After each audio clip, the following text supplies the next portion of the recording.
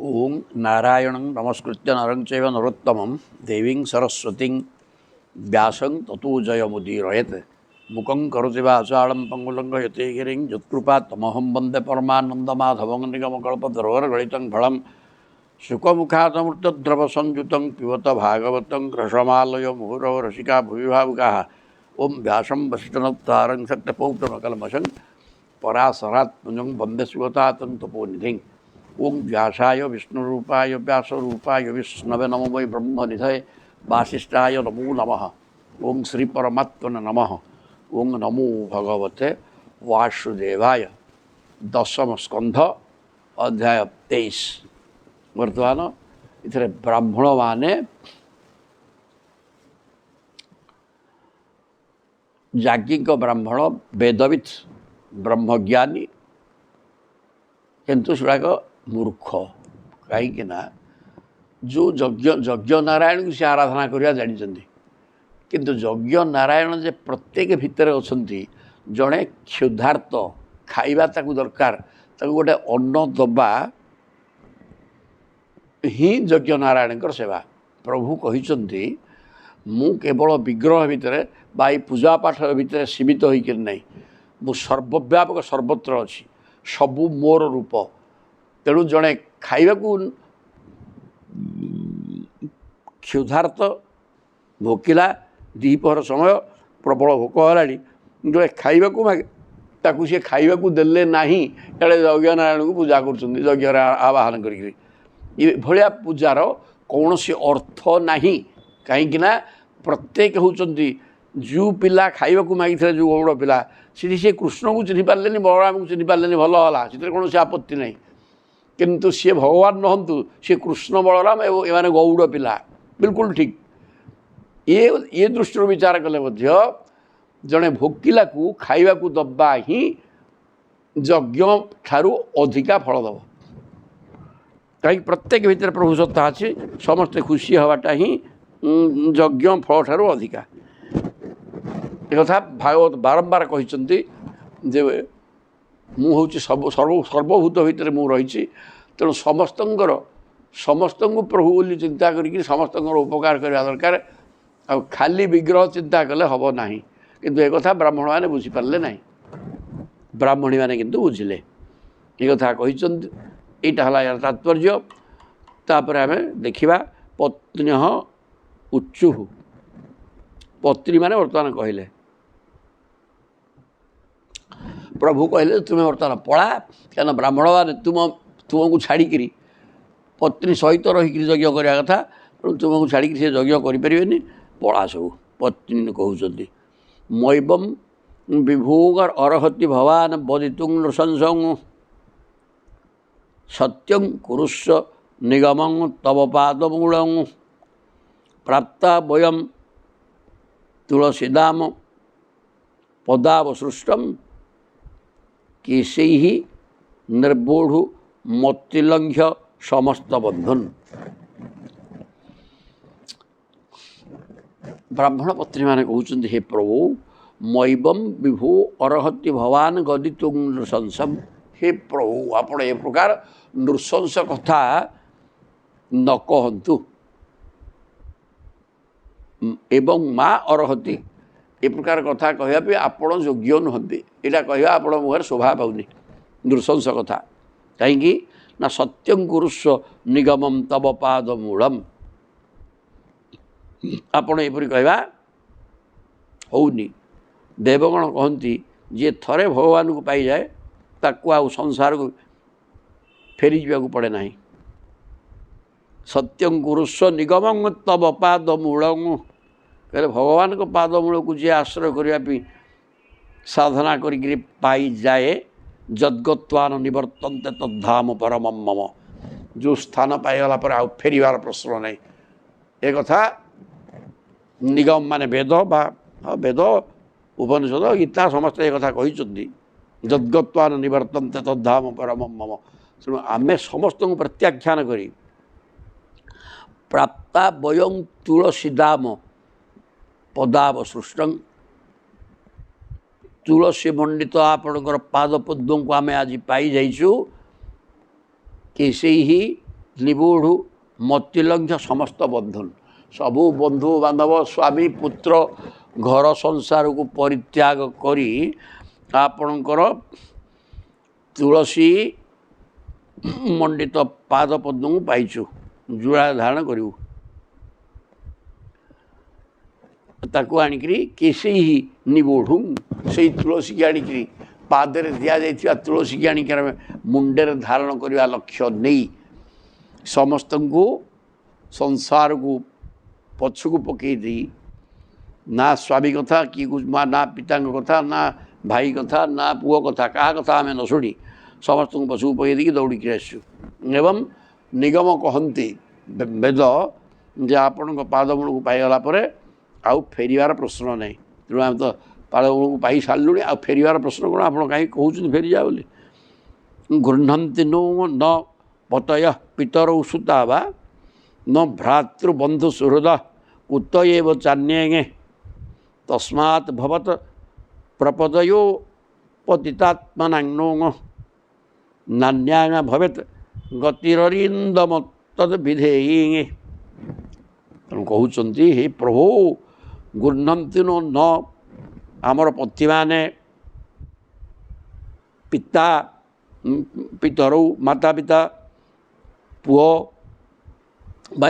भाई बंधु मित्र केही भी आमको आउ ग्रहण करें कहीं एमाने मना करने सत्वे आम कथा को न मानी प्रत्याख्यान करी आम पलि आसलु आने तो मानवे एमान तो आम ग्रहण करें आने कहीं ग्रहण करेंगे भाई बंधु मित्र पुओ बाप माँ पति कहीं तो मानवे कहीं आमको ग्रहण करें आउ कारण समस्त को समस्त कथा को भांगिकी प्रत्याख्यान कर दौड़ी पलि आसु तेणु तस्मात् भवत प्रपदयो पतितात्मनांगनो तेणु आम आसिक आपणकर पादमूल शरण पशि जाइछु नान्या भवेत गति तेणु आमर अन्य गति नहीं संसार को संपूर्ण प्रत्याख्यान कर आपण चरणारविंदु को आम आश्रय करगलु पुणी आम कौन फेरू कुआड़े अरिंदम तद विधेयी तेणु केमितिका आमको अन्य कहार शरण ग्रहण करने को न पड़ो आम ए प्रकार आपणकर चरणारविंदु को जो चरणारविंदु को सेवा कले अन्यत्र किसी दरकार पड़ो ना ताठू बलिका बड़क जिनस कि ना से प्रकार आपणकर चरणारविंदु को आम आश्रय करूँ आपड़ तेणु आमको प्रत्याख्यान करूँ ना आम समस्त को छाड़ी ठीक पलि आसु से आमको ग्रहण करेंगे ना एक कथा सुंदर भाव में कहले ब्राह्मणी बारे श्री भगवान वाच कहते पतय नाभ्य सुयेरन पितृभ्रातृसुतादय लोकाश्च भू मयूपेता देवा अपि अनुमन्नते ना तुम्हें जहाँ कौच कथा से प्रकार नुहे जेहेतु तुम्हें मो द्वारा स्वीकृति प्राप्त होगल पतय तुम पति माने केबे तुम प्रति असूया भाव तुम गुण रे दोषारोप करें तुम्हें भगवान को दर्शन करने आसल मो पाखक तुम्हें चली आसल यहीटा दोषावह कर्म आदौ नुहे तेणु यहाँ गुण आ पति माने तुम गुण रे दोषारोप करें ना तुम पिता भाई पुओ लोक मैंने वो मया उपेता देवा भी अन्य लोक मान कौन कथा कौन कह देवता माने समस्ते तुम प्रशंसा करेंगे जेहेतु तुम्हें मोर शरणागत हो जाइछ तुम्हें मोर शरणागत हो जाइछु अभी अनुमन्नते समस्ते तुमको ठीक भाव में ग्रहण करेंगे तुम कौन सी दोष त्रुटि ना एक कथा समस्ते ग्रहण करें कौन असुविधा नहीं न प्रीतये अनुरागाय ह्यंग संगो नृणांगी तन मनु मई जुंजाना अचिरत मांग अवापस्यथ न प्रीतय अनुरागाय हे देवीगण ये संसार केवल मोर अंग संग ही मो प्रति प्रीति वा अनुरागर परिचय नुहे न प्रीतये अनुरागाय हि अंग संग नृणांगी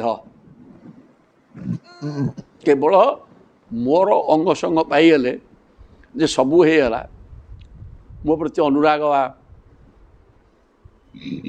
मो प्रति प्रीति अनुरागर परिचय यह नुहे मो अंग संग पाईगले मो प्रति प्रीति अनुराग होगला एक कथा हो पार ना तन मन मई जुन जाना अंग संगटा बड़ जिनस नुह अंग संग केत मुहूर्तक भितर हो किंतु सदाबे तो हो पारे तेणु सदाबे मनुटा परा चहलाटा से मनुटा को जब मो पाखे तुम रखीदेल तन मन मई जुन जाना तेणु अंग संग पाईगले तुमको जो सब मिलगला मुझे खुशी होगली एवं तुम्हें मोर अनुरक्त भक्त एक कथा ग्रहण योग्य नुहे केवल मन ही मनटा को मो पाखे रखी नियो अचिरात मान ताहले मते अति शीघ्र पाइज मो अंग संग पाईगले जे मते पाइज मो प्रति स्नेह बढ़ीगला यहाँ प्रमाण नुहे तार प्रमाण यहाँ हो पार ना मनटा को मो पाखे रखी नियो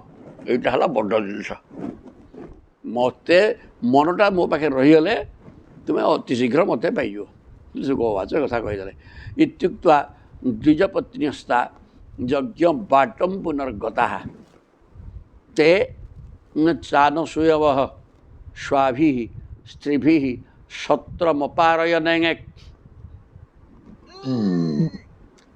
सुखदेव कहते हे परीक्षित महाराज ये कथा इत्युक्ता द्विजपत्नी पत्नी द्विजपत्नी माने भगवान को मुखर एक प्रकार कथा शुणते यज्ञ मार्ग चलले माने निज जो आसते यज्ञानुष्ठान ठू यज्ञानुष्ठान त्याग करके तो आसुँच पुणी से जगह को चलले पुनर्गत पुनर्बार चलले ते च अनसूयव स्वाभि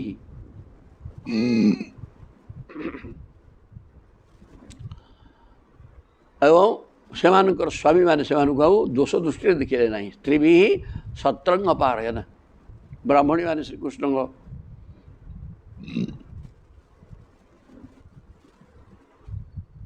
सत्रम स्त्री भी अपारयन ब्राह्मण माने सेमानक आउ सेमानकर दोषारोप कले ना से गुण बोली ग्रहण करगले गुण रे दोषारोप कले ना तुम्हें पलैगल जो तुम अपराध होगा तुम्हें बर्तमान आम द्वारा त्याज्य तुम स्त्री होकर रहीपर ना ए प्रकार किसी कले ना से ग्रहण करगले तत्रिका विधृता भर्ता भगवंत यथाश्रुतम हृदो पगुह्य विजहु देहं कर्मानुबंधनम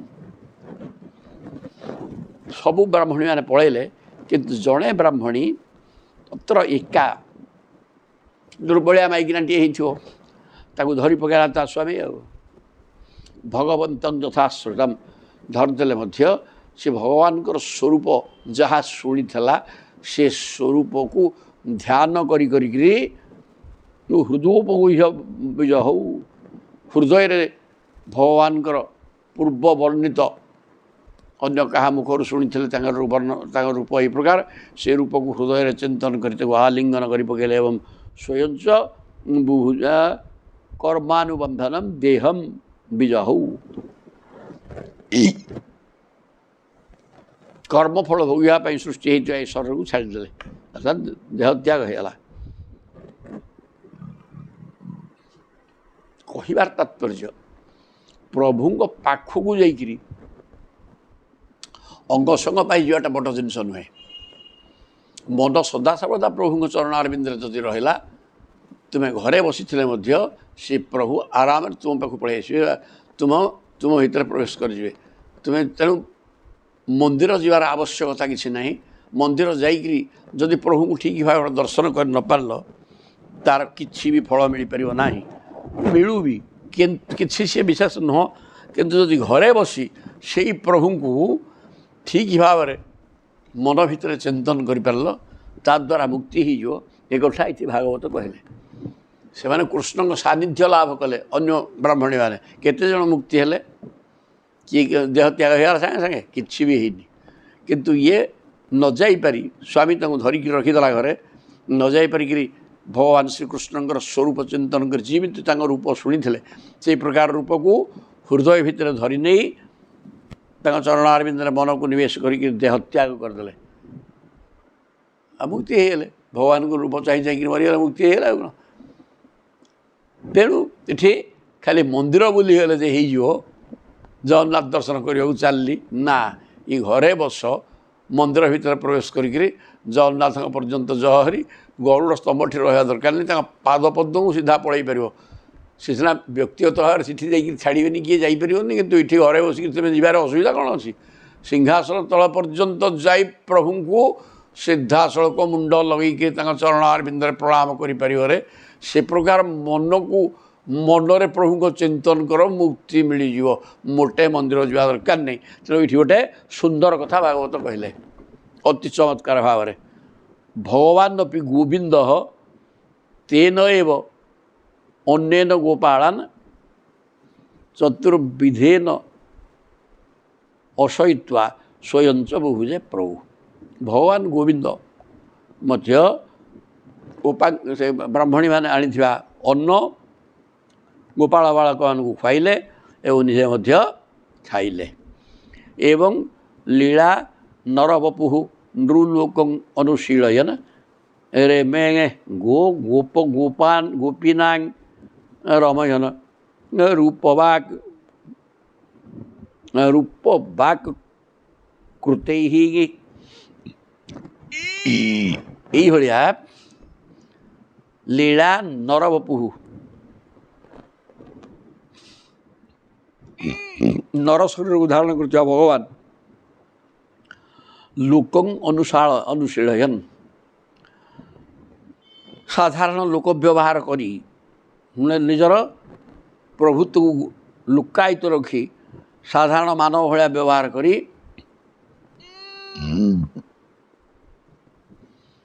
ମାନବୀୟ ଲୀଳା କଲେ ଓ ନିଜର ସୌନ୍ଦର୍ଯ୍ୟ ମାଧୁର୍ଯ୍ୟ ବାଣୀ ତଥା ବିଭିନ୍ନ କର୍ମ ଦ୍ୱାରା ଗୋପାଳ ଓ ଗୋପୀମାନଙ୍କୁ ଆନନ୍ଦିତ କଲେ।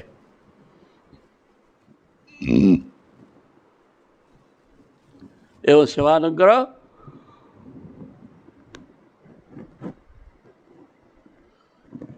ପ୍ରେମକୁ ଆସ୍ୱାଦନ କରି ନିଜେ ବି ଆନନ୍ଦ ଅନୁଭବ କଲେ। ସେମାନଙ୍କୁ ଆନନ୍ଦ ଦେଲେ ଏବଂ ସେମାନଙ୍କ ପ୍ରେମରେ ପ୍ରଭୁ ମଧ୍ୟ ଆନନ୍ଦିତ ହେଲେ। ଅଥ ଅନୁସୃତ୍ୟ ବିପ୍ରାସ୍ତେ ଅନ୍ନତପ୍ୟନ୍ କୃତାଗଶଃ ଯତ୍ ବିଶ୍ୱେଶ୍ୱରୟୋର୍ଯାଚିଜ୍ଞାଂ ମହନ୍ମ ନୃ ବିଡ଼ମ୍ବୟୋଃ। ଏପଟେ ବ୍ରାହ୍ମଣମାନେ କ'ଣ ହେଲା? ଅଥ ଅନୁସୃତ୍ୟ ବିପ୍ରାସ୍ତେ, ବ୍ରାହ୍ମଣମାନେ ଯେତେବେଳେ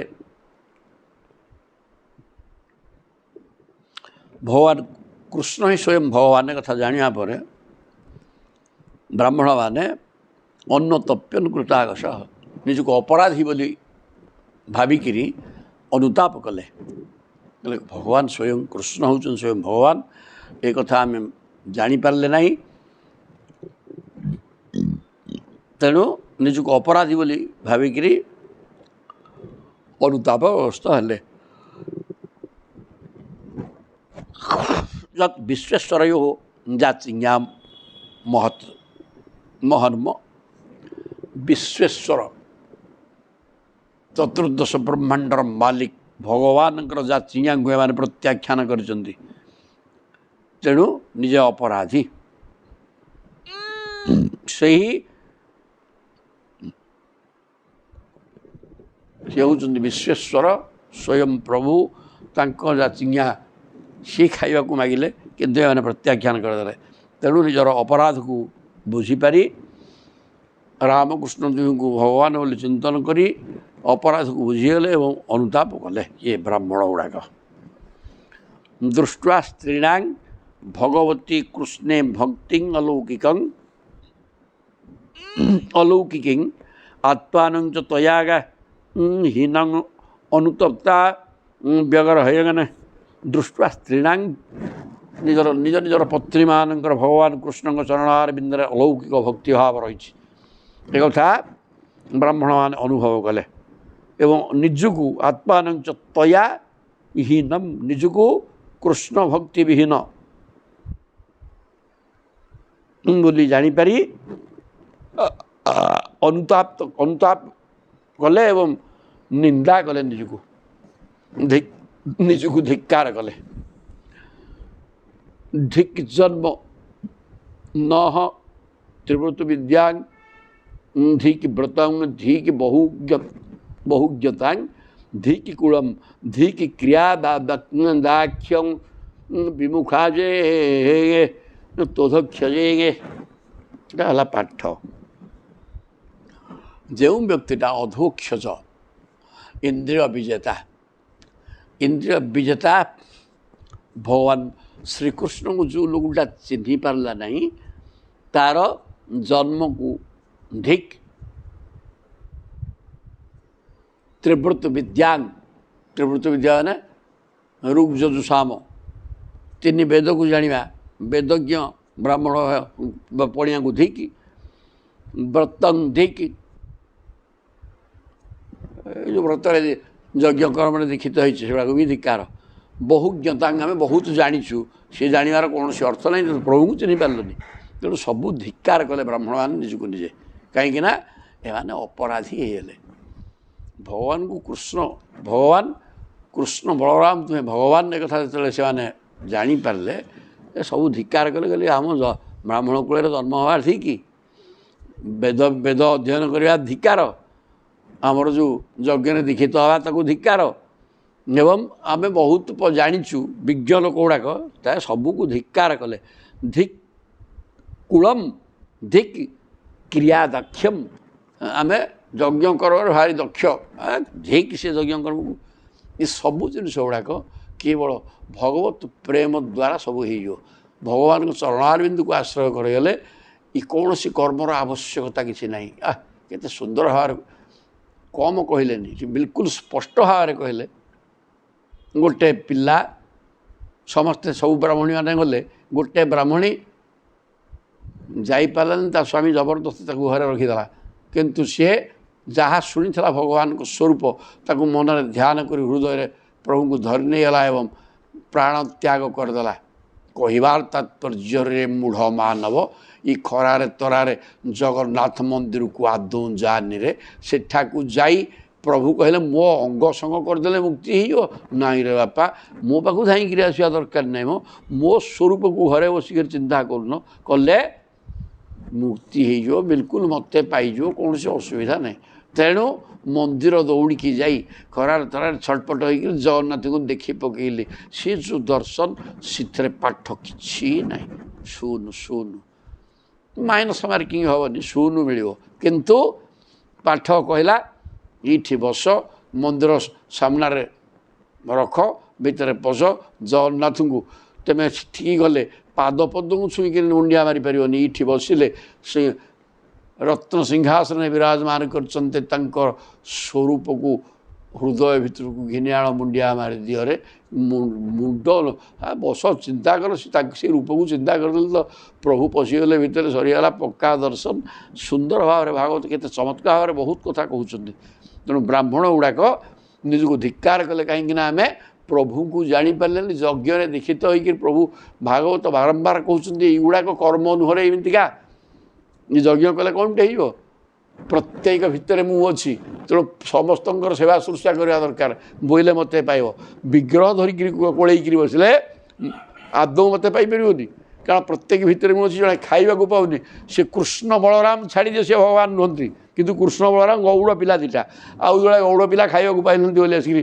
ମାଗୁଛନ୍ତି ତୁମେ ଯଜ୍ଞ କରୁଛ ଯଜ୍ଞ ନାରାୟଣଙ୍କର ସେବା ଇଏ ପୁରା ପ୍ରତ୍ୟକ୍ଷ ଯଜ୍ଞ ନାରାୟଣ ଜଣେ ଖାଇବାକୁ ପାଉନି ଭୋକିଲା ପିଲା ଗୁଡ଼ାକ ତାକୁ ଖାଇବାକୁ ଦେଇକି ଯଜ୍ଞ ନାରାୟଣ କରୁଛ ନାଇଁ କି ଏଇଟା ପ୍ରଧାନ ଭୁଲ ଚିହ୍ନିବା କାହାକୁ କିଛି ଦରକାର ନାହିଁ ଯଜ୍ଞ କରୁଛ ମାନେ ଅନ୍ନ ଯଜ୍ଞଟା ବଡ଼ ଯଜ୍ଞ ଏବଂ ଯଜ୍ଞରେ ଅନ୍ନଦାନ କରିବା ନିହାତି ଦରକାର ଥିଲା ଏ ବ୍ରାହ୍ମଣ ଗୁଡ଼ାକ ଏତେ ମୂର୍ଖ ଯେ ଇଏ ବର୍ତ୍ତମାନ ଯଜ୍ଞ କରୁଛନ୍ତି, ଯାଜ୍ଞିକ ବ୍ରାହ୍ମଣ ହେଇଯାଇଛନ୍ତି, କିନ୍ତୁ ଜଣେ କ୍ଷୁଧାର୍ତ ଦ୍ୱିପହର ବେଳା ଖାଇବାକୁ ନାହିଁ, ମୋତେ ଖାଇବାକୁ ଦିଅ କହିଲେ ତାଙ୍କୁ ଖାଇବାକୁ ଦେଲେନି।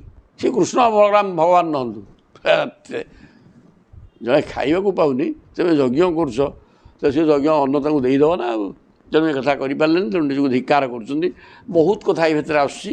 ଇଏ ଭକ୍ତି ଏବଂ ଭାବର ଗ୍ରନ୍ଥ, ଭଗବାନଙ୍କୁ ପାଇବାର ବ୍ୟବସ୍ଥା ଏବଂ ଭଗବାନ ସାଧନା ବଳରେ ଠିକଣା ଜୁଟ୍ ସିଟି ବସିକି ସାଧନା କଲେ ସବୁ ମିଳିଯିବେ, କୁଆଡ଼େ ଯିବାର ଆବଶ୍ୟକତା କିଛି ନାହିଁ।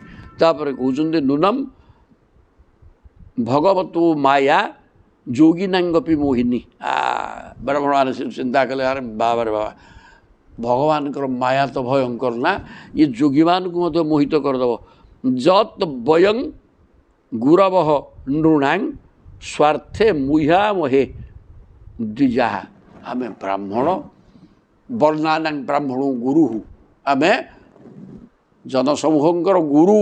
ବ୍ରାହ୍ମଣ ତ ବର୍ଣ୍ଣାନାଂ ଗୁରୁ ଆଉ ଯଦ୍ ବୟଂ ଗୁରବଃ, ଆମେ ଦ୍ୱିଜାଃ, ଆମେ ବ୍ରାହ୍ମଣ ବେଦଜ୍ଞ, ଯଜ୍ଞ କରୁଛେ, ସମାଜର ଜନସମୂହଙ୍କର ଗୁରୁ ଆମେ। କିନ୍ତୁ ସ୍ୱାର୍ଥେ ମୁହ୍ୟାମହେ, ଆମେ କେବଳ ଆମ ସ୍ୱାର୍ଥ ଦେଖିଲେ, ଯଜ୍ଞ ଦେଖିଲେ, ଯଜ୍ଞ ହିଁ ସର୍ବସ୍ୱ। ଜଣେ ଖାଇବାକୁ ମାଗୁଛି, ସେ ଭଗବାନ ନୁହନ୍ତୁ, ତାଙ୍କୁ କୃଷ୍ଣଙ୍କୁ ଭଗବାନ ବୋଲି ନ ଜାଣବେ। ଗଉଡ଼ ପିଲାଟେ ଭୋକିଲା, ଦ୍ୱିପହର ବେଳ, ଯାଉନ ଆଗ ଦେଇଦେବ ନା, ନିଜେ ନ ଖାଇକିରି ଯଦି ତା ନ କଲ ତେବେ କି ବ୍ରାହ୍ମଣ, କ'ଣ ସେଠି ଯଜ୍ଞ କରୁଛ? ତେଣୁ ଏ କହୁଛନ୍ତି ଭଗବାନଙ୍କର ମାୟା ଅତି ଭୟଙ୍କର। ତେଣୁ ଆମେ ମାୟାରେ ମୋହିତ ହେଇକିରି ଏଠି ରହିଛେ। ଆମେ ବ୍ରାହ୍ମଣ ଏବଂ ଆମେ ମଧ୍ୟ ସମାଜର ଗୁରୁସ୍ଥାନରେ ଅଛେ। ବର୍ଣ୍ଣାନାଂ ବ୍ରାହ୍ମଣ ଗୁରୁ, ଯଥା ପାଠ କୁହାଗଲା। ଅଗ୍ନି ଗୁରୁ ଦ୍ୱିଜାତି ନାଂ, ଅଗ୍ନି ହିଁ ଗୁରୁ ଦ୍ୱିଜାତି ନାଂ। ବ୍ରାହ୍ମଣମାନଙ୍କର ଗୁରୁ ଅଗ୍ନି ଏବଂ ବ୍ରାହ୍ମଣ ହେଉଛି ସଂସାରର ଗୁରୁ।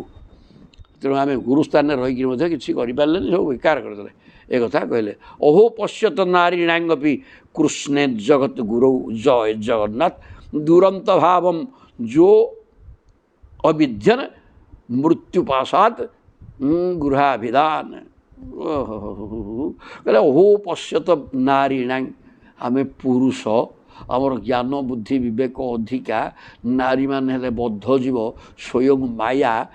ସେମାନେ ଭଗବାନଙ୍କୁ ଚିହ୍ନିବାର ସହଜ କଥା ନୁହଁ, କିନ୍ତୁ ସେମାନେ ମାୟାକୁ ତ୍ୟାଗ କରିକିରି ଅହୋ ପଶ୍ୟତ ନାରୀଣାଙ୍ଗପି, ନାରୀ ଜନ୍ମ ହେଇଥିଲେ ମଧ୍ୟ ଯେଉଁ ଜନ୍ମରେ ମୁକ୍ତି ନାହିଁ, ପୁରା ସେମାନେ ଭୟଙ୍କର ଲୋଭ ଏବଂ ନିଜେ ତ ମାୟା, ଆଉ ସେ ଆସିବ କୁଆଡ଼ୁ।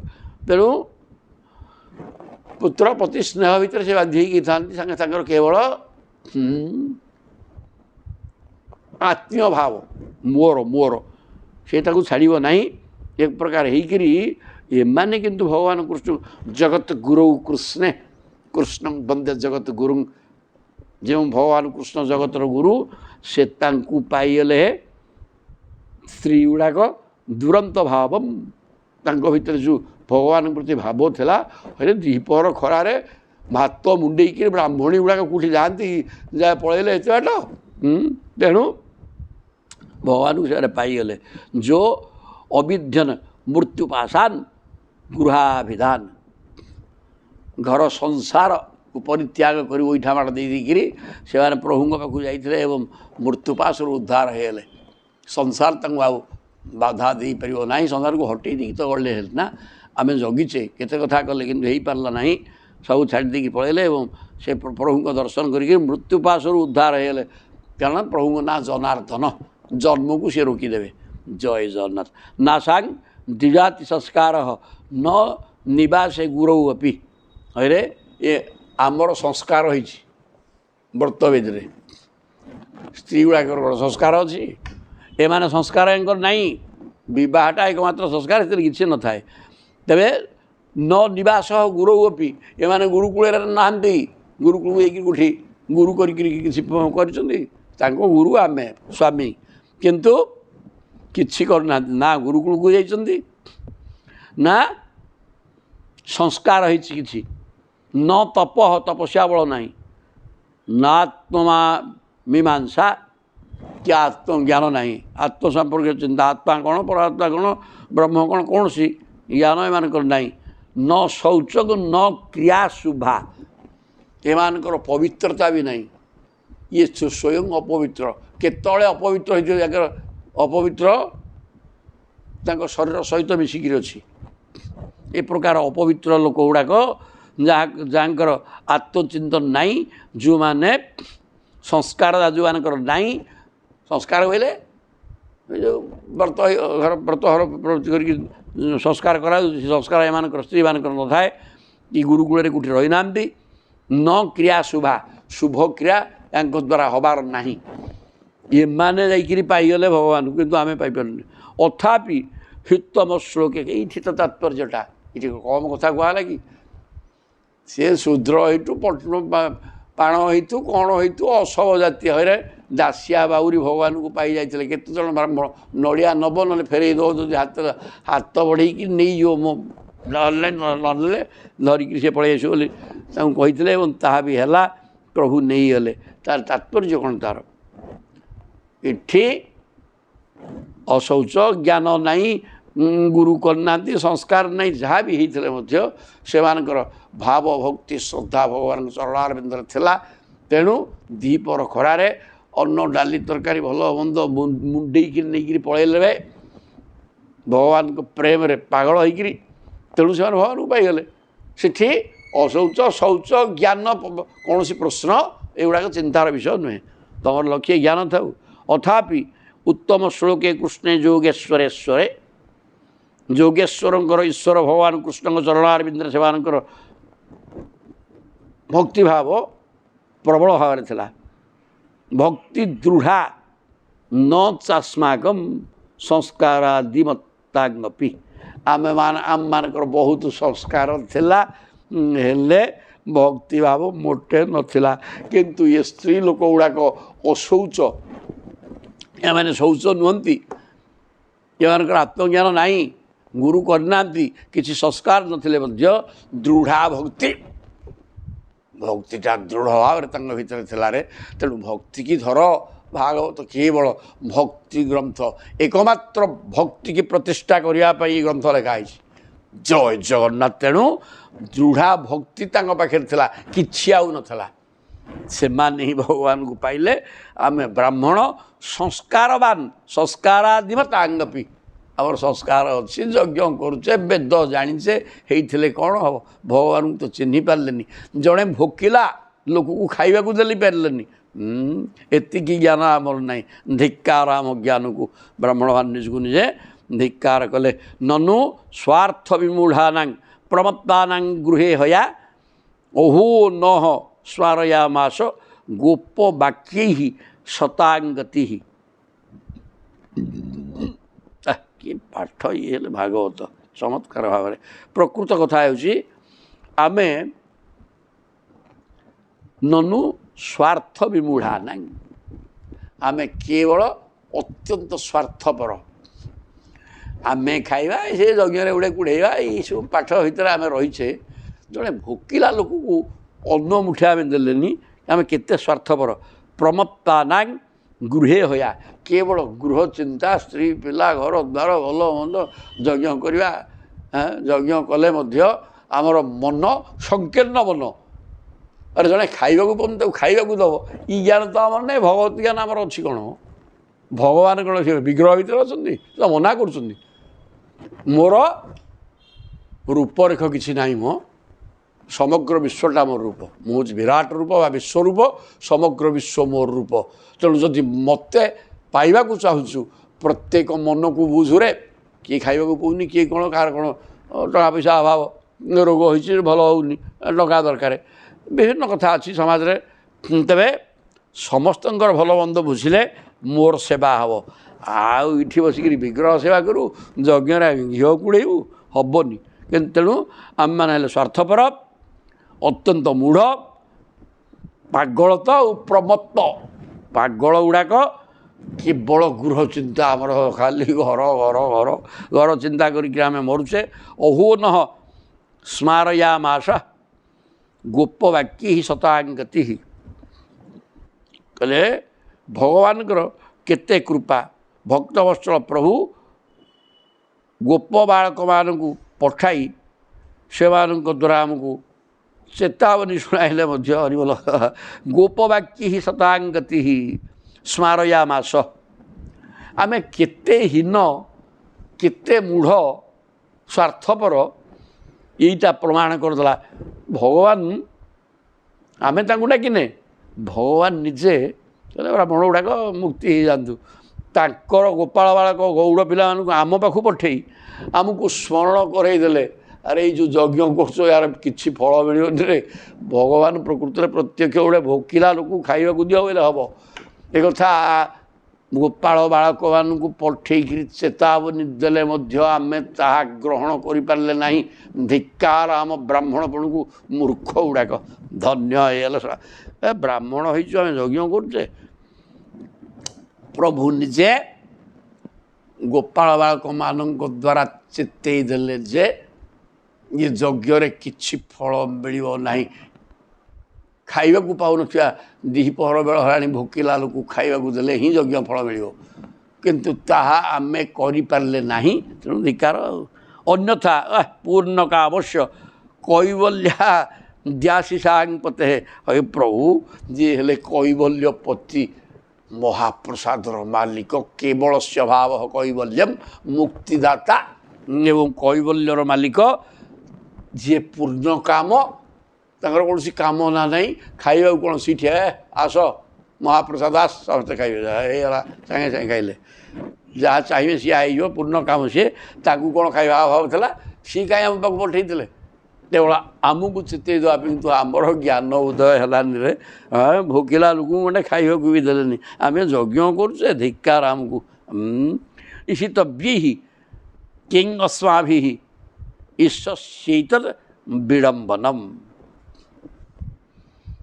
କୈବଲ୍ୟ ମାନେ ମୋକ୍ଷ ପର୍ଯ୍ୟନ୍ତ ଯେଉଁ ପ୍ରଭୁ ଦେଇପାରନ୍ତି, ଏବଂ ଯିଏ ସମ୍ପୂର୍ଣ୍ଣ କାମ, କୌଣସି କାମନା ବାସନା ତାଙ୍କ ପାଖରେ ଆସିବ କୁଆଡ଼ୁ? ସେ ତ ଜ୍ଞାନମୟ, ଆନନ୍ଦ ଓ ବ୍ରହ୍ମ, ସତ୍ୟ ଜ୍ଞାନ ଆନନ୍ଦ ଏବଂ ଜ୍ୟୋତିର୍ମୟ। ତାଙ୍କର କୌଣସି ରୂପରେଖ ନାହିଁ। ଆଉ ତାଙ୍କର ଆସିବ କୁଆଡ଼େ କାମନା ବାସନା ଭଲ ମନ୍ଦ? ଯିଏ ମୁକ୍ତିଦାତା, ଅନ୍ୟକୁ ଯିଏ ମୁକ୍ତି ଦେଇଦିଏ। ତେଣୁ ଇଷିତବ୍ୟୈ, ତାଙ୍କର କୌଣସି ଇଚ୍ଛା ନାହିଁ। ଯେତେ ବି କାମନା ରହିଛି ସେଇ ସକଳ କାମନାକୁ ସେ ପୂର୍ଣ୍ଣ କରିପାରନ୍ତି। ଅନ୍ୟମାନଙ୍କର ସମସ୍ତ କାମନା ପୂର୍ଣ୍ଣ କରି, ତାଙ୍କର କାମନା ଫାମନା କିଛି ନାହିଁ। ସେ ଯଦି ଆମକୁ ସଚେତ କରିବାକୁ ଚାହୁଁନଥାନ୍ତେ, ତେବେ ଆମ ପରି କ୍ଷୁଦ୍ର ଜୀବଙ୍କଠାରେ ତାଙ୍କର କି ପ୍ରୟୋଜନ ଥିଲା? ଏ କଥା ନିଶ୍ଚିତ ଯେ ଆମକୁ ଚେତେଇ ଦେବା ନିମନ୍ତେ ସେ ଖାଦ୍ୟ ମାଗିଥିଲେ। ଇଷିତବ୍ୟୈ କିଂ ଅସ୍ମାଭିଃ ଈଶ୍ୱସ୍ୟୈତଦ୍ ବିଡ଼ମ୍ବନମ୍। ସେ ତ ଈଶ୍ୱର, ପ୍ରଭୁ, ମାଲିକ, ଯାହା ଚାହିଁବେ ହେଇଯିବ। ଏଇଠି ଖାଇବାକୁ ଏତିକି ଜଣ ଲୋକ ଖାଇବାକୁ ଏଠିକି ପଳେଇ ଆସୁ, ସୁସ୍ୱାଦୁ ଅନ୍ନ ପଳେଇ ଆସିବ, ଏମିତି ଏତିକି କହିଦେଲେ। ତାକୁ କ'ଣ ଦରକାର ଥିଲା ଆମ ପାଖକୁ ଆମକୁ ପଠେଇକିରି ସେ ଆମକୁ କୃତାର୍ଥ କରିବା ପାଇଁ, ଏ ଯାଜ୍ଞିକ ବ୍ରାହ୍ମଣ ଗୁଡ଼ାକ ତାଙ୍କ ଯଜ୍ଞ ସଫଳ ହଉ ସେଥିପାଇଁ ଆମ ପାଖକୁ ପଠେଇଥିଲେ। କିନ୍ତୁ ଆମେ ତାହା ବୁଝିପାରିଲେ ନାହିଁ। ପ୍ରଭୁ କିଏ ସେ? ସିଏ କାହିଁ ଆମ ପାଖକୁ ପଠେଇଥାନ୍ତେ? ସେ କେବଳ ଆମ ଯଜ୍ଞର ଫଳ ପ୍ରଦାନ କରିବା ପାଇଁ ଆମ ପାଖକୁ ନିଜେ ପଠେଇଥିଲେ। କିଂ ଅସ୍ମାଭିଃ, ଆମ ଭଳିଆ ଦାଦନା ବ୍ରାହ୍ମଣଙ୍କ ପାଖରେ ତାଙ୍କର କାମ କ'ଣ ରେ? ଈଶଃ, ସିଏ ହେଲେ ମାଲିକ। ଈଶ୍ୱସ୍ୟ ଏତତ୍ ବିଡ଼ମ୍ବନମ୍, ସିଏ ହେଲେ ଈଶ୍ୱର, ସ୍ୱାମୀ, ମାଲିକ, ଯାହା ଚାହିଁବେ ହେଇଯିବ। ଇଚ୍ଛାମୟ, ତାଙ୍କ ଇଚ୍ଛା ହିଁ କାର୍ଯ୍ୟରେ ପରିଣତ ହେଇଯିବ। ଆସୁ ଏଇଠି ଖାଇବୁ, ପଳେଇ ଆସିଲା। ଆଉ ସିଏ ଆମ ପାଖକୁ ପଠେଇଥିଲେ କାହିଁକି? କେବଳ ଆମର କଲ୍ୟାଣ ପାଇଁ। କିନ୍ତୁ ଆମେ ବୁଝିପାରିଲେ ନାହିଁ। ସୁନ୍ଦର କଥା କହୁଛନ୍ତି। ହିତ୍ୱା ଅନ୍ୟାନ୍ ଭଜତେ ଯଂ ଶ୍ରୀଃ ପାଦସ୍ପର୍ଶାଶୟା ଅସକୃତ ଆତ୍ମଦୋଷା ପବର୍ଗେଣ ତତ୍ ଜାତ୍ୟାଂ ଜନମୋହିନୀ। ହିତ୍ୱା ଅନ୍ୟାନ୍, ଅନ୍ୟ ସମସ୍ତ ଦେବତାଙ୍କୁ ଲକ୍ଷ୍ମୀ ଯେତେବେଳେ ସମୁଦ୍ର ମନ୍ଥନରୁ ବାହାରିଲେ, ସବୁ ଦେବତାମାନେ ତାଙ୍କୁ ଚାହିଁଲେ, କିନ୍ତୁ ମାନେ ପତି ରୂପରେ ଚାହିଁଲେ। କିନ୍ତୁ ମା କାହାକୁ କିଛି ଚାହିଁଲେନି କାହାକୁ। ବ୍ରହ୍ମାଶ୍ରୀରୁ ପଦ୍ମମାଳା ଗୋଟେ ଦେଲେ, କହିଲେ ଯା ଏଇଟା ସମସ୍ତେ ଲୋଲୁପ ଦୃଷ୍ଟିରେ ତାଙ୍କୁ ଚାହିଁବାର ଆବଶ୍ୟକତା କିଛି ନାହିଁ, ଚୁପ୍ ବସ। ସେଇଦିନ ଠାରୁ ସ୍ୱୟଂବର ବିଧି ବ୍ରହ୍ମା ସୃଷ୍ଟି କରିଥିଲେ। ତେଣୁ କହିଲେ ବରମାଳା ନେଇକି ତୁମେ ଚାଲ, ତୁମ ଇଚ୍ଛା ଯାହା ତାକୁ ବରଣ କର। ସ୍ତ୍ରୀ ତା ଇଚ୍ଛାରେ ସ୍ୱାମୀ ବରଣ କରିବ, ଜବରଦସ୍ତ କିଏ ନେଇଯାଇପାରିବନି। ଏ କଥା ବ୍ରହ୍ମା ସେଦିନ ନିର୍ଦ୍ଦେଶ ଦେଇଥିଲେ ଏବଂ ତଦନୁସାରେ ବର୍ଣ୍ଣମାଳା ନେଇକି ପ୍ରଭୁ ହେଲେ। ଯାହାକୁ ଦେଖିଲେ ଏଗୁଡ଼ାକ ଅନାର୍ଯ୍ୟ, ୟା ପାଖରେ ଗୁଣ ଥିଲେ ମଧ୍ୟ ବହୁତ କ୍ଷୁଣ ଅଛି। ଇଭିନ୍ ଦେଖି ଦେଖି ଦେଖି ଦେଖି ବିଷ୍ଣୁଙ୍କ ପାଖକୁ ଯାଇକରି ଦେଖିଲେ ଯେ ସ୍ୱୟଂ ନାରାୟଣ କହିଲେ ୟାଙ୍କ ପାଖରେ ଇଏ ହେଲେ ନିଷ୍କଳଙ୍କ ଚନ୍ଦ୍ର, ୟାଙ୍କ ପାଖରେ କିଛି ବଦଗୁଣ ନାହିଁ, ଗୁଣର ଖଣି ଇଏ। ଏ ପ୍ରକାର ଚିନ୍ତା କରିକି ପ୍ରଭୁଙ୍କ ପାଖରେ ପଦ୍ମମାଳ ଲମ୍ବେଇ ଦେଇଥିଲେ। ହିତ୍ୱା ଅନ୍ୟ ସମସ୍ତ ଦେବତାମାନଙ୍କୁ ପରିତ୍ୟାଗ କରି ଭଜତେ ଜଗଶ୍ରୀ ପାଦସ୍ପର୍ଶାଶୟା ଅସକୃତ। ତାଙ୍କ ପାଦ ପଦ୍ମରେ ଯାଇକରି ଆଶ୍ରୟ କରିକି ରହିଛନ୍ତି। ଅନ୍ୟ ସବୁ ଦେବତା ତାଙ୍କୁ ଚାହୁଁଥିଲେ ମଧ୍ୟ, ସମସ୍ତଙ୍କୁ ପ୍ରତ୍ୟାଖ୍ୟାନ କରି ପ୍ରଭୁ ଚାହୁଁନଥିଲେ ମଧ୍ୟ ତାଙ୍କ ପାଖରେ ଯାଇକରି ରହିଲେ। ଇଏ ହେଲେ ମା ଲକ୍ଷ୍ମୀଙ୍କର ପାଠ। ନିଜେ ଚଞ୍ଚଳତା ତ୍ୟାଗ କରି ସ୍ୱୟଂ ଲକ୍ଷ୍ମୀ ଯାହାଙ୍କ ଚରଣାରବିନ୍ଦକୁ ଆଶ୍ରୟ କରିକି ରହିଛନ୍ତି ଏବଂ ତାଙ୍କ ପାଦସ୍ପର୍ଶ ପାଇବା ପାଇଁ ତାଙ୍କ ପାଦ ସେବା ସଦାବେଳେ କରୁଛନ୍ତି। ସେହି ପ୍ରଭୁ, ସିଏ ପ୍ରଭୁ କ'ଣ କଲେ ନା ଖାଇବାକୁ ମାଗୁଛନ୍ତି। ଲକ୍ଷ୍ମୀ ଧାର ପାଦ ପଦ ସେବା କରୁଛି, ଯିଏ ଜଗତର ପଡ଼ିଦାତ୍ରୀ, ସିଏ ଚାହିଁଲେ ଜଣେ ମୁଠେ ଖାଇବାକୁ ପାଇବ, ଗୋଟେ ଖାଇବାକୁ ପାଇବନି। ତାଙ୍କ ପାଦପଦ୍ମ ସେବା କରୁଛନ୍ତି ଲକ୍ଷ୍ମୀ। ଅନ୍ୟ ଦେବତାମାନେ ତାଙ୍କୁ ଚାହିଁଲେ କିନ୍ତୁ ସମସ୍ତଙ୍କୁ ପ୍ରତ୍ୟାଖ୍ୟାନ କରି ଯିଏ ପ୍ରଭୁ ଚାହୁଁନଥିଲେ ମଧ୍ୟ ତାଙ୍କ ଚରଣାରବିନ୍ଦରେ ଯାଇକି ପଡ଼ିଛନ୍ତି। ଯିଏ ଲକ୍ଷ୍ମୀପତି ତାଙ୍କୁ କ'ଣ ଖାଇବାକୁ ଥିଲା? ଯାହା ଚାହିଁବେ ସେଇଠି ମିଳିଯାଇଥାନ୍ତା। ଆତ୍ମଦୋଷାପହର ଘେଣ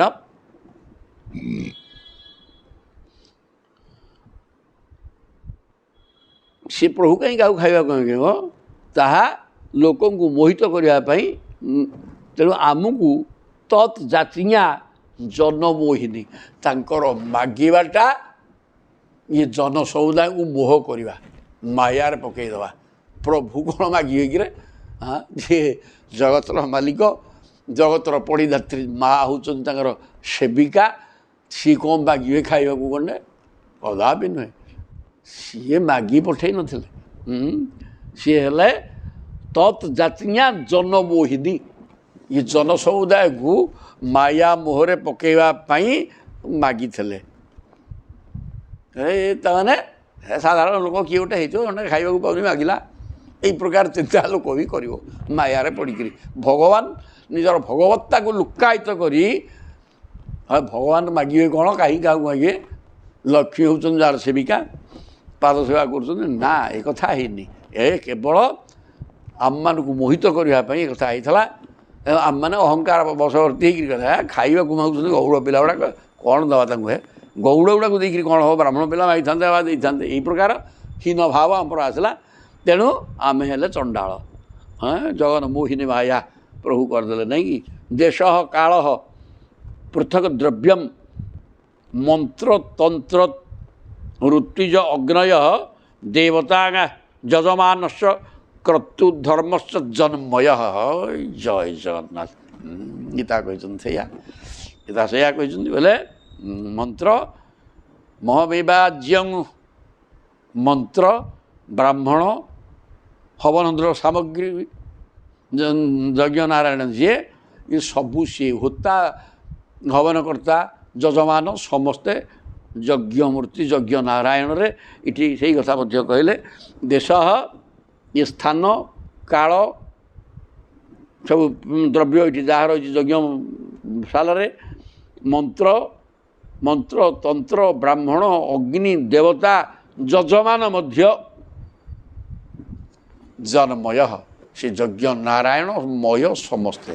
ଏଠି ଯାହା ଅଛି ମାଟି ଗୋଡ଼ି କାଠ ପଥର ଖୁଣ୍ଟି ଗୁଡ଼ା ପୁରା 16 ସ୍ତମ୍ଭ, 16 ଜଣ ଦେବତା ତାଙ୍କୁ ପୂଜା କରାହେ। 16 ଚାନ୍ଦୁଆକୁ ପୂଜା କରାହେ, ଧ୍ୱଜ ପୂଜା କରାହେ, ପତାକା ଯେଉଁ ଉଡ଼ୁଛି। ତେବେ ଏ ସବୁ ଟିକିନିଖି ପୂଜା କରାଯାଏ। ଦ୍ୱାର ଦେଶରେ ବ୍ରହ୍ମାଙ୍କର 4 ମୁଣ୍ଡ 4 ଦିଗ, ଋଗ୍ବେଦ ପୂର୍ବ ଦିଗରେ, ସେ ସବୁ ସେଟା ପୂଜା ହେଉଛି। ସବୁ ଟିକିନିଖି ପୂଜା। ତାହେଲେ ସେ ମଣ୍ଡପଟା ତା ଛାଇଁ ପୂଜ୍ୟ, ସେ ସବୁ ଜିନିଷ ମାଟି ଗୋଡ଼ି ଉପରେ ପୂଜ୍ୟ।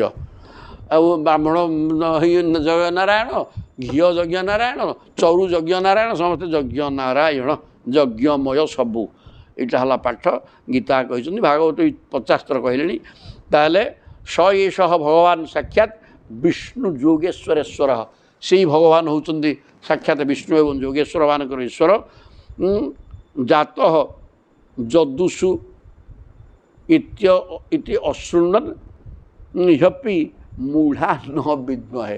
କହିଲେ ବାପା ଆମେ ବ୍ରାହ୍ମଣ ଗୁଡ଼ାକ କି ନାହିଁ, ସାକ୍ଷାତ ଭଗବାନ ବିଷ୍ଣୁ ଯୋଗେଶ୍ୱର ମାନଙ୍କର ଈଶ୍ୱର ଯଦୁ କୂଳରେ ଜାତ ହେଇଛନ୍ତି, ଏ କଥା ଆମେ ଶୁଣିଛେ। କାହିଁକିନା ତାଙ୍କ କାର୍ଯ୍ୟକଳାପରୁ ଜଣା ପଡ଼ିଗଲା ଯେ ଇଏ ହିଁ ଭଗବାନ। କାଳିଅ ଦଳନ କରିଛନ୍ତି, ବକାସୁରକୁ ମାରିଲେ, ଷଣ୍ଢା ବକା ଅନେକ ରାକ୍ଷସ ମାରି ପକାଇଛନ୍ତି। ପୁତନାଠୁ ଆରମ୍ଭ କରି 1 ନମ୍ବରରେ ପୁତନା ମଲା, ଏ ସବୁଗୁଡ଼ା ସିଏ କରିଛନ୍ତି।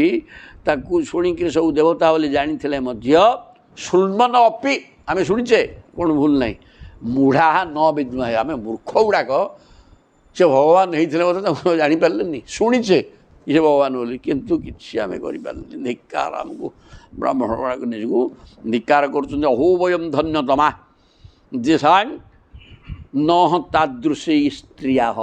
ଓହୋ, ତଥାପି ଏଠି ପଦେ କହିଲେ ଭକ୍ତିଆ ଯା ସାଙ୍ଗ ମତିର୍ଜାତା ଅସ୍ମାକ ନିଶ୍ଚଳା ହରଉ। ହରିବୋଲ ହରିବୋଲ ହରିବୋଲ ହରିବୋଲ। ତଥାପି ଆମେ ବି ଧନ୍ୟ। ଆଉ କେତେ ନିନ୍ଦା କରିବା, ଆଉ ଶେଷକୁ ବଦଳିଗଲେ, କହିଲେ ଆମେ ମଧ୍ୟ ଧନ୍ୟ। କାହିଁକିନା ଯେଉଁମାନଙ୍କର ପତ୍ନୀ ଏଭଳିଆ, ଆମ ପତ୍ନୀ ଗୁଡ଼ାକ ହଉ ପଛକେ ଯେ ସାଙ୍ଗ ନହ ତାଦୃଶୀ ସ୍ତ୍ରୀୟ, ଏଭଳିଆ ସ୍ତ୍ରୀ ଯାହାର ଅଛି ସେ କାହିଁକି ଧନ୍ୟ ନ ହଉ ମ? ଏ ସ୍ତ୍ରୀ ଗୁଡ଼ାକ ଯାଇକିରି ଭକ୍ତିଆ ଜାସାଙ୍ଗ ଭକ୍ତିଆ, ଯେଉଁ ବ୍ରାହ୍ମଣୀମାନଙ୍କର ଭକ୍ତି ଦ୍ୱାରା ମତି ହି ଜାତା ଅସ୍ମାକ ନିଶ୍ଚଳା ହରଉ, ଏଇ ବ୍ରାହ୍ମଣୀମାନଙ୍କର ନିଶ୍ଚଳା ଭଗବାନ ଶ୍ରୀକୃଷ୍ଣଙ୍କର ଚରଣାରବିନ୍ଦରେ ନିଶ୍ଚଳା ଭକ୍ତି ଆମ ମନକୁ ବର୍ତ୍ତମାନ ପରିବର୍ତ୍ତନ କରି ଆମ ମନକୁ ଭକ୍ତି ଆଡ଼କୁ ନେଇଗଲାରେ ଅସ୍ମାକ ନିଶ୍ଚଳା ଭକ୍ତି ହରଉ। ଆମମାନଙ୍କର ବୁଦ୍ଧି ହରିଙ୍କର ଚରଣାରବିନ୍ଦରେ ଲାଗିଗଲା, ନିଶ୍ଚଳା ଭକ୍ତି ଆମର ମଧ୍ୟ ଆସିଗଲା। ତେଣୁ ଏ ବ୍ରାହ୍ମଣୀମାନଙ୍କର ଭକ୍ତିଟା ଆମ ପାଖକୁ ଟ୍ରାନ୍ସଫର୍ ହେଇଗଲା, ଆମ ପାଖକୁ ପଳେଇ ଆସିଲା। ସେମାନଙ୍କର ଭାବଭକ୍ତି ଦେଖି ଖରାକୁ ନ ମାନି ଆମମାନଙ୍କୁ ପ୍ରତ୍ୟାଖ୍ୟାନ କରି ଦୌଡ଼ିକି ଯାଇକି ତାଙ୍କୁ ଖାଦ୍ୟ ଦେଲେ ଏବଂ ପ୍ରଭୁଙ୍କର ଶରୀର ସ୍ପର୍ଶ କରିକି ଆସିଛନ୍ତି। ଏ ସେ ଭକ୍ତିଟା ଆମ ପାଖକୁ ପଳେଇ ଆସିଲା। ତେଣୁ ଯେଉଁମାନଙ୍କର ଏଭଳିଆ ପ୍ରତି କହିବାର ତାତ୍ପର୍ଯ୍ୟ ଏଇଠି କ'ଣ ହେଲା, ଏଇଥିରୁ କ'ଣ ବୁଝିବାକୁ ନା, ସତ୍ସଙ୍ଗ, ପ୍ରଭୁଙ୍କର ଯିଏ ପାଖ ଲୋକ, ଯିଏ ପ୍ରଭୁଙ୍କୁ ଠିକ୍ ଭାବରେ ବୁଝିକିରି ପ୍ରଭୁଙ୍କର ସାକ୍ଷାତକାର କରିପାରିଲା, ସେଭଳିଆ ଭକ୍ତଙ୍କ ସମ୍ପର୍କଟା ବଦଳେଇ ଦେବ ମଣିଷକୁ। ତେଣୁ ଯେହେତୁ ଏମାନେ ପ୍ରଭୁଙ୍କ ପାଖରେ ସମର୍ପିତ ଭାବ ହୋଇଯାଇଛନ୍ତି ଏବଂ ଭକ୍ତିଭାବ ତାଙ୍କର ପରିପୂର୍ଣ୍ଣ ହୋଇକି ରହିଛି, ତାଙ୍କ ଭକ୍ତିଭାବ ତାଙ୍କର ସ୍ୱାମୀ ଆମେ, ତେଣୁ ସେ ଭକ୍ତିଟା ଆମ ପାଖକୁ ମଧ୍ୟ ପଳାଇ ଆସିଲାଣି। ଅସ୍ମାକଂ ନିଶ୍ଚଳା ହରଉ ଭକ୍ତି, ଆମ ଭିତରେ ମଧ୍ୟ ହରିଭକ୍ତିଟା ନିଶ୍ଚଳା ହରିଭକ୍ତି ହେଇଗଲା। ଆମେ ଯାଇନଥାନ୍ତେ କି ସିଏ ଯାଇନଥାନ୍ତେ, ଏଠି କ'ଣ ପରିବର୍ତ୍ତନ ହୋଇଥାନ୍ତା? କିଛି ହେଇନଥାନ୍ତା। ସେମାନେ ଯାଇ ପ୍ରକୃତିରେ ପ୍ରଭୁଙ୍କୁ ଦର୍ଶନ କଲେ ଏବଂ ଅନେକ କଥା ଶୁଣିଲେ, ବୁଝିଲେ, ଆସିଲେ। ତା ଫଳରେ ହେଲା କ'ଣ, ଆମ ମନରେ ବି ପରିବର୍ତ୍ତନ ହେଲା। କାରଣ ସେ ପ୍ରଭୁଙ୍କ ଅଙ୍ଗସଙ୍ଗ କରିଛନ୍ତି, ତାଙ୍କ ପାଖ ତାଙ୍କ ସ୍ପର୍ଶ କରି ତାଙ୍କର ଦର୍ଶନ କରିକି ଆସିଲେ, ତାଦ୍ୱାରା ସେ ଆମକୁ ବି ବଦଳେଇ ଦେଲେ। ତେଣୁ ଏ କଥା କହିକିରି କୁହାଗଲା ଯେ ପ୍ରକୃତରେ ହରିଦାସ ପ୍ରଭୁଙ୍କର ସେବକ ଚାକର ପିଲା, ଯିଏ ପକ୍କା ଚାକର ପିଲା, ନାଇଁକି ତା ସହିତ ମିଶିଲେ ତୁମ କାର୍ଯ୍ୟକଳାପ, ମନୋବୃତ୍ତି, ଆଚାର ବ୍ୟବହାର ଯଦି ବଦଳିଗଲା ତାହେଲେ ପ୍ରଭୁ ମିଳିଯିବେ, ବଡ଼ କଥା କିଛି ନାହିଁ। ତେଣୁ ସେମାନଙ୍କ ସହ ମିଶିବାକୁ ହବ। ନମସ୍ତୁଭ୍ୟଂ ଭଗବତେ କୃଷ୍ଣାୟ ଅକୁଣ୍ଠ ମେଧସେ ଜନ୍ମାୟା ମୋହିତ ଧିୟ ଭ୍ରମାମହ କର୍ମବର୍ତ୍ତସୁ। କହିଲେ ହେ ପ୍ରଭୁ, ହେ ଭଗବାନ କୃଷ୍ଣ, ଯେ ଅକୁଣ୍ଠ ମେଧସେ, ଯେ ଜ୍ଞାନମୟ, ଯାର ମେଧା ମାନେ ବୁଦ୍ଧି, ଜ୍ଞାନ ଶକ୍ତି, ଜ୍ଞାନ ତ ଜ୍ଞାନର ମାଲିକ ସିଏ। ତେଣୁ ହେ ଜ୍ଞାନମୟ, ହେ ଭଗବାନ, ହେ କୃଷ୍ଣ, ଆପଣଙ୍କୁ ଆମର ନମସ୍କାର। ଜନ୍ମାୟା ମୋହିତ ଝିଅ ଆପଣଙ୍କର ମାୟାରେ ଆମ ବୁଦ୍ଧି ଭ୍ରମିତ ହୋଇଯାଇଛି। ଆମେ କର୍ମ ମାର୍ଗରେ ଯାଉଛୁ। କର୍ମକାଣ୍ଡଟା ଇଏ ଯଜ୍ଞ ଗୁଡ଼ା କ'ଣ କି କର୍ମକାଣ୍ଡ, ସିଏ ବି କର୍ମ ମାର୍ଗରେ। ବାପା ଯଜ୍ଞରେ ମୁକ୍ତି ମୋଟେ ନାହିଁ, ସିଏ ବନ୍ଧନକାରକ। ସ୍ୱର୍ଗ ଫଳ ଦେବ, ଲାଭ କ'ଣ ଅଛି? ଭୋଗ କରିବ କ'ଣ ଏଠିକିରେ? ସଂସାର ତ୍ୟାଜ୍ୟ, ଭୋଗ କ'ଣ ହେବ? ଭୋଗ୍ୟ ପଦାର୍ଥ ଦେବ, ଲାଭ କ'ଣ ହେବ? ତାପରେ କହୁଛନ୍ତି ସବଇ ନ ଆଦ୍ୟ ପୁରୁଷ ସ୍ୱମାୟା ମୋହିତାତ୍ମନାଂ ଅଭିଜ୍ଞାତାନୁଭାବାନାଂ କ୍ଷନ୍ତୁଂ ଅରହତି ଅତିକ୍ରମମ୍। ସବଇ ନ ଆଦ୍ୟ ପୁରୁଷ। ତେଣୁ ହେ ଭଗବାନ, ହେ ଆଦି ପୁରୁଷ, ଆପଣ ସ୍ୱମାୟା ମୋହିତାତ୍ମନାଂ। ଆମର କ'ଣ କର୍ତ୍ତୃତ୍ୱ ଅଛି ପ୍ରଭୁ? ମାଇକ ଯିବ ଆମେ, ଆପଣଙ୍କର ମାୟାରେ ମୋହିତ ହେଇକିରି ଆମେ ରହିଛୁ। ଆମର ବୁଦ୍ଧି କାମ କଲା ନାହିଁ, ମାୟା ମୋହିତ ହୋଇଯାଇଛୁ। ଖାଇବାକୁ ଜଣେ ମାଗିଲେ ଦ୍ୱିପହରଟାରେ, ସିଏ ବା ଚଣ୍ଡାଳ ହଉ ବେ, ଏ ତ ଗୌଡ଼ ପିଲା, ଚଣ୍ଡାଳ ହେଲେ ମଧ୍ୟ ଖାଇବାକୁ ମାଗିଲା ଦେଇଦେବା କଥା। କିନ୍ତୁ ଆମେ ସେ କଥା ବି କରିପାରିଲୁ ନାହିଁ। ଆମେ ଆପଣଙ୍କ ମାୟାରେ ଆମେ ମୋହିତ, ଆମର କିଛି ଦୋଷ ନାହିଁ। ମାୟା ତ ଆପଣଙ୍କ ହାତରେ, ଆମେ କ'ଣ କରିବୁ? ତେଣୁ ଆମେ ଆପଣଙ୍କ ମାୟାରେ ମୋହିତ ହୋଇକି ଅଛୁ। ସ୍ୱମାୟା ମୋହିତ, ଆପଣଙ୍କ ମାୟା ଦ୍ୱାରା ଆମେ ମୋହିତ ହୋଇକି ଅଛୁ। ଆପଣ ଆଦି ପୁରୁଷ କ୍ଷମା ଦେଇଦିଅନ୍ତୁ। ଅଭିଜ୍ଞାତାନୁଭାବାନାଂ, ଆମେ ଆପଣଙ୍କୁ ଚିହ୍ନି ପାରିଲୁ ନାହିଁ ପ୍ରଭୁ। କ୍ଷନ୍ତୁଂ ଅରହତି ଅତିକ୍ରମମ୍, ଆପଣଙ୍କୁ ଆମେ ଅତିକ୍ରମ କରୁଛୁ, ମାନେ ଉଲ୍ଲଙ୍ଘନ କରୁଛୁ, ବା ଆପଣଙ୍କର ଆଦେଶ ପାଳନ କଲୁ ନାହିଁ। ଖାଇବାକୁ ମାଗିଲେ ଦେଇନୁ, କିନ୍ତୁ ଏହା ଆପଣଙ୍କ ମାୟା ଦ୍ୱାରା ଆମେ ମୋହିତ ହୋଇଯାଇଛୁ ପ୍ରଭୁ। ଆପଣ ଆଦି ପୁରୁଷ, ସ୍ୱୟଂ ପ୍ରଭୁ ବ୍ରହ୍ମ ପଦାର୍ଥ, କିନ୍ତୁ ଆମେ ବୁଝିପାରିଲୁନି, କ୍ଷମା କରିଦିଅ ପ୍ରଭୁ। ବ୍ରାହ୍ମଣମାନେ ବି ହେଇକିରି କହିଲେ। ତାପରେ ଇତି ସ୍ୱାଘମ୍ ଅନୁସ୍ମୃତ୍ୟ କୃଷ୍ଣେତେ କୃତ ହିରଣା। ଏହି ପ୍ରକାର ନିଜ ନିଜର ଅଘମାନେ ପାପକୁ ବୁଝିଗଲେ ବ୍ରାହ୍ମଣମାନେ କୃଷ୍ଣଙ୍କୁ ଅବହେଳା କରିଛନ୍ତି, ତାଙ୍କ ପ୍ରତି ଅନ୍ୟାୟ କରିଛନ୍ତି। ଦିଦୃକ୍ଷବ ଅପି ଅଚ୍ୟୁତୟୋ କଂସାତ ଭିତା ନ ଚାଚଳନ। ତଥାପି ପ୍ରଭୁଙ୍କୁ ଦେଖିବାକୁ ତାଙ୍କର ଇଚ୍ଛା ହେଲା। ଦିଦୃକ୍ଷବ ଅପି ଅଚ୍ୟୁତୟୋ, ଅଚ୍ୟୁତୟୋ, ଅଚ୍ୟୁତ ତ ଜଣେ, ଦ୍ୱିବଚନ କାହିଁ କହିଲେ? ନା ରାମକୃଷ୍ଣ ଦୁଇ ଜଣ ତ ଅଛନ୍ତି, ତେଣୁ ଦୁଇ ଜଣକୁ କହିଲେ ଅଚ୍ୟୁତ। ଅଚ୍ୟୁତୟୋ ଦ୍ୱିତୀୟ ଷଷ୍ଠୀ ବିଭକ୍ତି ଦ୍ୱିବଚନ, ଦୁଇ ଜଣ ଅଚ୍ୟୁତ। ଏଇଟା ଚତୁର୍ଥୀ ପଞ୍ଚମୀ ଷଷ୍ଠୀ ତିନିଟା ଆଗରେ ହେବ। ଅଚ୍ୟୁତ ଦୁଇ ଜଣଙ୍କୁ ଦେଖିବା ପାଇଁ ଇଚ୍ଛା ହେଲେ ମଧ୍ୟ କଂସ ଡର। କଂସ ସବୁଆଡ଼େ ଦୂତ, ସବୁଆଡ଼େ ଗୁପ୍ତଚର ବୁଲୁଛନ୍ତି। କହିଲେ ବ୍ରାହ୍ମଣ ଗୁଡ଼ା କ'ଣ ସାଇ ଭାଇ ଧରିକି କୁଆଡ଼େ ଆସିଥିଲେ ସିଆଡ଼େ ନନ୍ଦ ଘରକୁ, କ'ଣ ଏଥିରେ ଅଛି ତାତ୍ପର୍ଯ୍ୟ? ଡକା ଛୁଆଙ୍କୁ ଶୁଣିଦେବା, କାହିଁକି ସିଏ ଗଲେ, କ'ଣ ସେଥିରେ ଅଛି, ସେ କ'ଣ ପିସି ଟିକେ ଆସିଥିଲେ? ଅସୁବିଧା ହେଇଯିବ। ଆମେ ପ୍ରଭୁ ବୋଲି ଯାଇକିରି ମୁଣ୍ଡିଆ ମେଲା ଆସିକି ଇଏ କହିବେ କିଏ ସିଏ? ସେ ତ କଂସ ଡରରେ ତେଣୁ ଯାଇପାରିଲେ ନାହିଁ। ଶ୍ରୀମଦ୍ ଭାଗବତ ମହାପୁରାଣ ପାରମହଂସ୍ୟାଂ ସଂହିତାୟାଂ ଦଶମ ସ୍କନ୍ଧେ ପୂର୍ବାର୍ଦ୍ଧେ ଯଜ୍ଞ ପତ୍ନୀ ଉଦ୍ଧରଣ ନାମ ତ୍ରୟୋବିଂଶୋଧ୍ୟାୟ।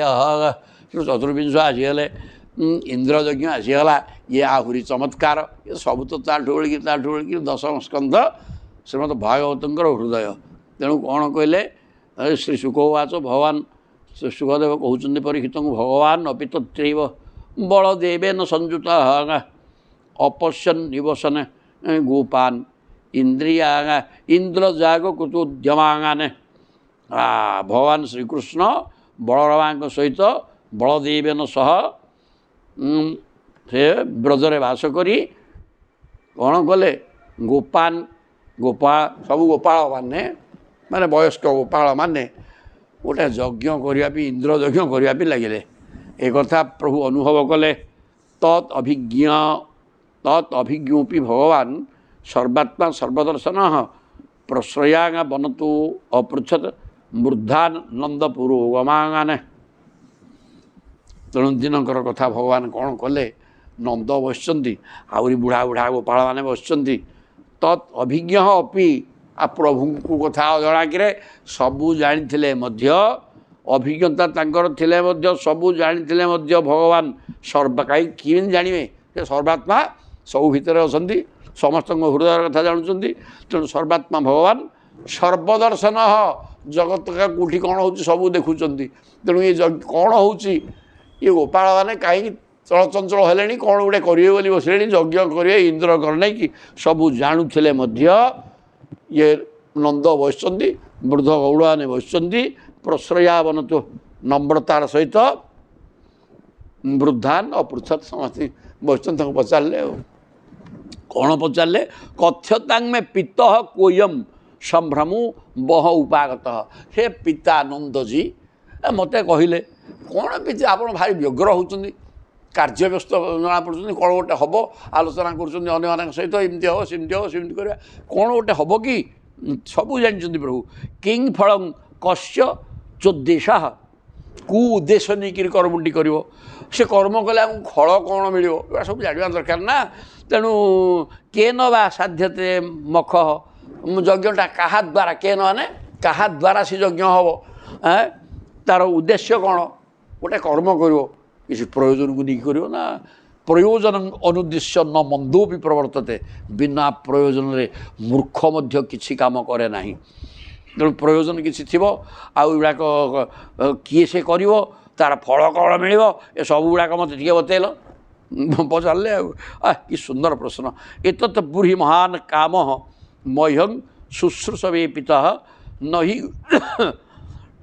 ଗୋପ୍ୟଂ ହି ସାଧୁନାଂ କୃତ୍ୟଂ ସର୍ବାତ୍ମନାଙ୍ଗ ଏତତ ବ୍ରୁହି ମହାନ କାମ ମହ୍ୟଂ ଶୁଶ୍ରୂଷବେ ପିତା ହେ ପିତାଜୀ ମୁଁ ତୁମର ସେବକ ସେବା ଶୁଶ୍ରୂଷା କରୁଛି ସେବକଟା ତେଣୁ ଏ ସମସ୍ତ କଥା ମୋ ଆଗରେ ନହିଁ ଗୋପ୍ୟମ୍ ଗୋପନ ନ ରଖିକିରି ଆଉ ଲୁଚେଇକିରି ମିଛ ସତ କହିବ ସେମିତି କରନି ମ ଭଲ ବିଲକୁଲ ଠିକ୍ କଥା ବତେଇ ଦିଅ ମୋତେ କାରଣ କେମିତି ଉଦାହରଣ ଦେଉଛନ୍ତି ସାଧୁନାଂ କୃତ୍ୟମ୍ ସର୍ବାତ୍ମନାଙ୍ଗ ଯିଏ ସତ୍ପୁରୁଷ ସାଧୁ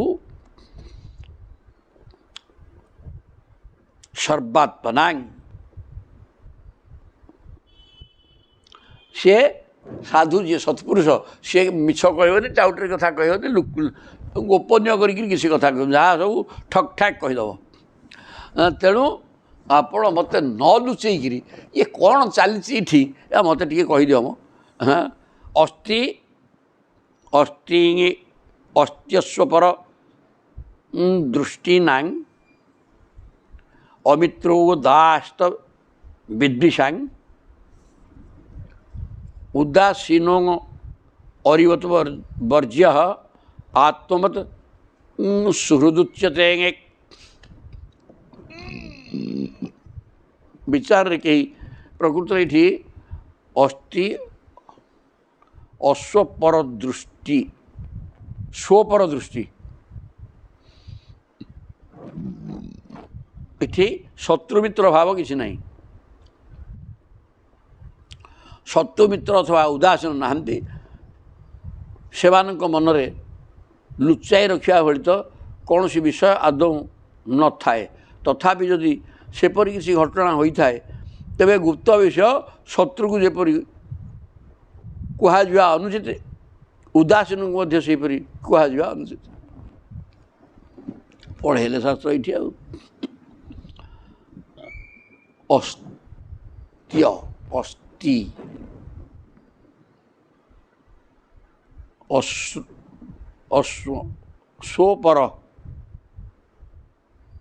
ସ୍ୱପର ଦୃଷ୍ଟି ଗୋଟେ ଶତ୍ରୁମିତ୍ର ଭାବ ଦୃଷ୍ଟି ନାହିଁ ମିତ୍ରୋଦାସ୍ତ ବିଦ୍ବିଷାଂ ସ୍ୱପର ଏବଂ ଉଦାସୀନ ତିନି ପ୍ରକାର ବ୍ୟକ୍ତି ଏଠି ଅଛନ୍ତି କିଏ ଅତି ନିଜର କିଏ ଶତ୍ରୁ କିଏ ଉଦାସୀନ ମାନେ ଶତ୍ରୁ ନୁହନ୍ତି କି ମିତ୍ର ନୁହନ୍ତି ସେ ଗୋଟେ ପ୍ରକାର ଆଉ ନିଜ ପାଇଁ ଆଉ ପ୍ରତ୍ୟେକ ପାଇଁ ଏ ପ୍ରକାର ସବୁ ଅଛନ୍ତି କିଏ ଅତ୍ୟନ୍ତ ମିତ୍ର କିଏ ଶତ୍ରୁ କିଏ ଉଦାସୀନ ଆମ ପାଇଁ ଶତ୍ରୁତା କରିବନି କି ମିତ୍ର ନୁହେଁ ଏ ପ୍ରକାର ତିନି ପ୍ରକାର ଲୋକ ସମାଜରେ ଅଛନ୍ତି ତେବେ ଉଦାସୀନ ଅରିବତ ବର୍ଜ୍ୟ କିନ୍ତୁ ଶତ୍ରୁଟା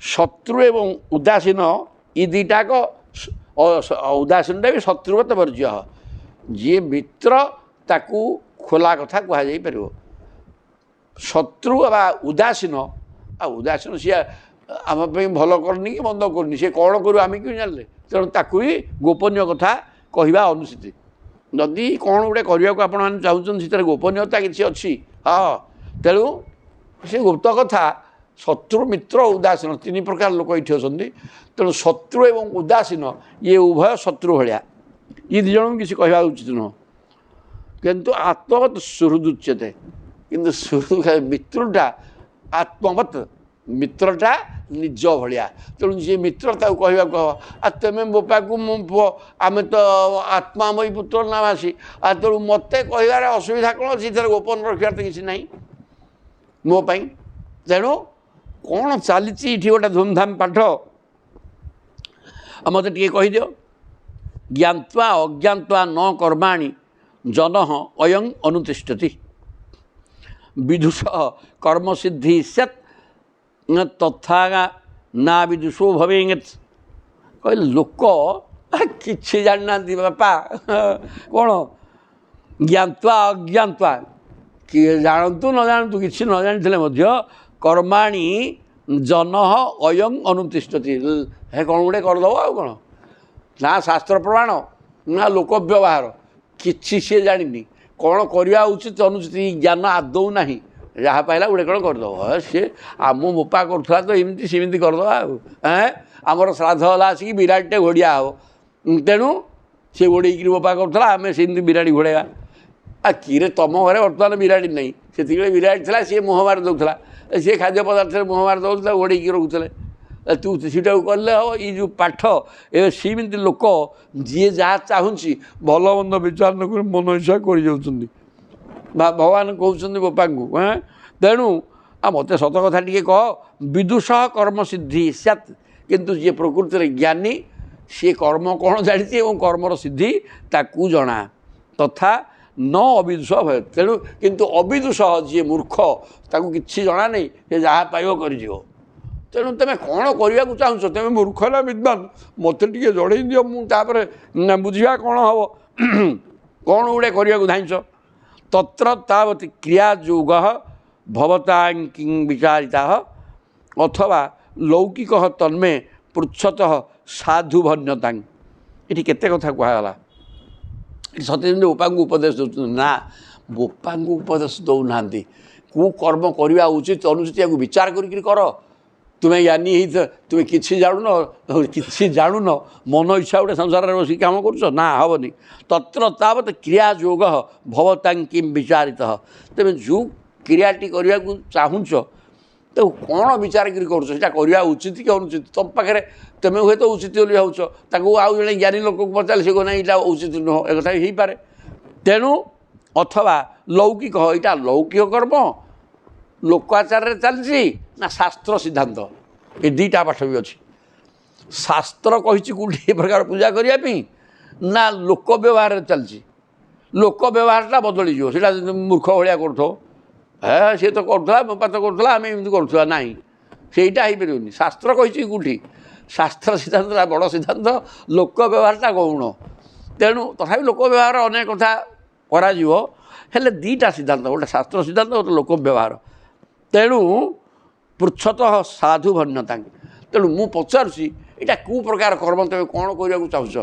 ଏ ଶାସ୍ତ୍ର ସିଦ୍ଧାନ୍ତ ତା ଲୋକ ବ୍ୟବହାର କ'ଣ କରିବାକୁ ଚାହୁଁଛ ମୋତେ ଟିକେ ଭଲ କରି ବୁଝେଇ ଦିଅ ଆଉ ତାପରେ ମୁଁ ଗୋଟେ କିଛି ମତ ଦେବି ନା ଆଉ ତେଣୁ ତାପରେ ଆମେ ଯାହା କରିବା କଥା କରିବା ଏ ସମସ୍ତେ ବ୍ୟଗ୍ର ଜଣାପଡ଼ୁଛ କ'ଣ ମିଟିଂ ଫିଟିଂ କରି ଚାନ୍ଦା ଆଦାୟ କରିବା ଅମୁକ କରିବା ସବୁ ଲାଗିଛି କ'ଣ ଗୋଟେ ହେବ ତେଣୁ ପ୍ରଭୁ ଗୋଟେ ମଜାକିରି ଏ ପ୍ରକାର ପ୍ରଶ୍ନ କଲେ ଅନେକ ଜ୍ଞାନ କଥା ଏ ଭିତରେ ଏ ସବୁ ମୁହୂର୍ତ୍ତରେ ଜ୍ଞାନ କଥା ଆସିବ ଲୋକ ଜାଣୁ ନ ଜାଣୁ କ'ଣ ପାଇଲା ଗୋଟେ କରିଦେଇ ଯାଉଛନ୍ତି ଯିଏ ଜ୍ଞାନୀ ଲୋକ ସେ ଠିକ୍ କାମଟି କରିବ ଯିଏ ଅଜ୍ଞାନୀ ସେ ସବୁ ଭୁଲ କରିଦେଇଥିବ ତେଣୁ ତୁମେ କହ ବର୍ତ୍ତମାନ କ'ଣ କାମ ଏଇଟା ଶାସ୍ତ୍ର ସିଦ୍ଧାନ୍ତ ନା ଲୋକ ବ୍ୟବହାର ତାପରେ କାଲିକି ଦେଖିବା ନନ୍ଦ କହିବେ ପ୍ରଭୁଙ୍କୁ ଜୟ ଜଗନ୍ନାଥ ପାଠ